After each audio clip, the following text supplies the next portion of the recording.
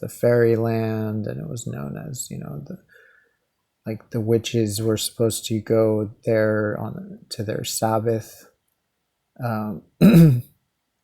So I mean, it was definitely a known place. So it says, they called it the antipodes.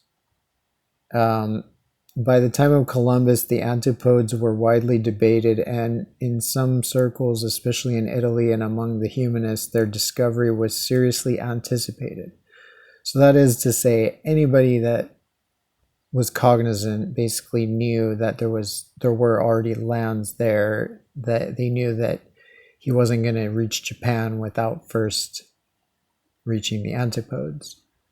Speculation about the antipodes may have been stimulated by the reception of Strabo in the West. The first text arrived in Italy, and some of Strabo's ideas circulated widely from the time of the Council of Florence. So the geography, because all the ancient geographies are based on the antipodes, the islands of the Blest.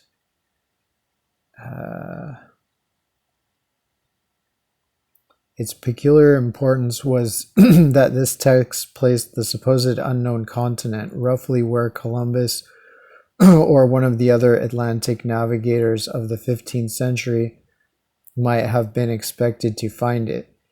It may be that in this same temperate zone, there are actually 2 inhabited worlds or even more, and in particular in the proximity of the parallel through Athens that is drawn across the Atlantic Sea. This passage was particularly striking in the context.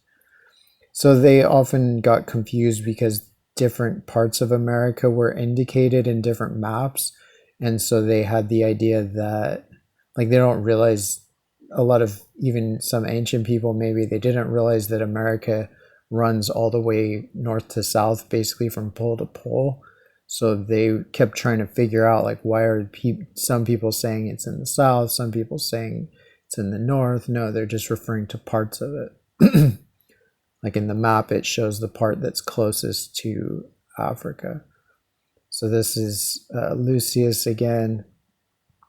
They told us on the way that the island was the one that is called the Isle of the Blest. So again, this is not going to be the Canary Islands, which are multiple islands.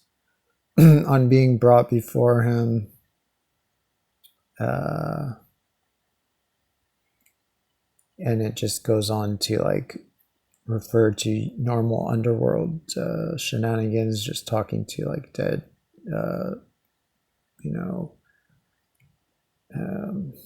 luminaries. It goes to Cork first, so he basically makes it sound like it's near Ireland, actually, but I mean, at least it's the right ocean. So Pliny the Elder's Natural History adds that they abound in fruit and birds of every kind. These islands, however, the isles are mentioned in Book 2 of A True History by the Greek satirist Lucian of Samosata. So that's the one that I just was reading. Ptolemy used these islands as the reference for the measurement of geographical longitude, and they continued to play the role of defining the prime meridian through the Middle Ages. All right, so I'm just kind of meandering a bit, so I'll try to wrap it up. But it's clear that there's at least,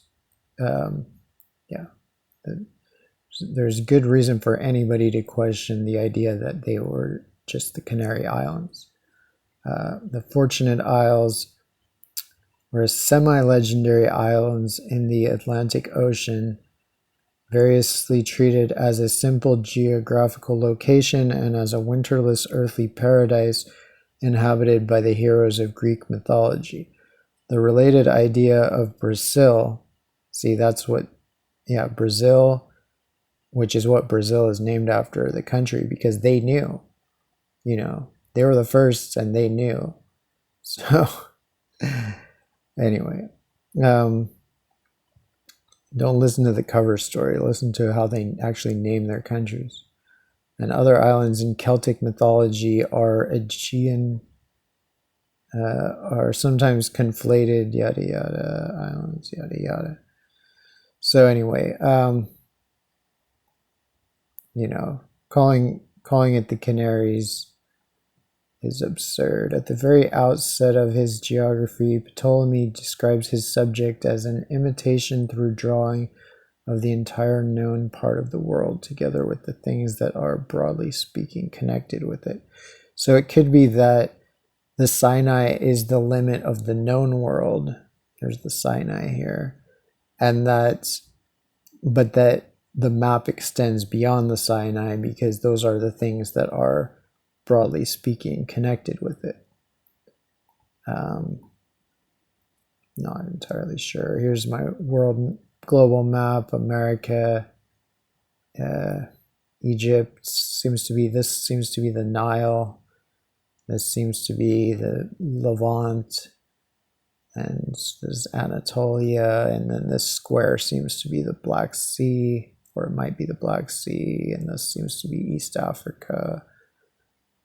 And this seems to be East Asia, like some big islands there, and maybe even Australia somewhere here. And then this must be West Africa and Western Europe.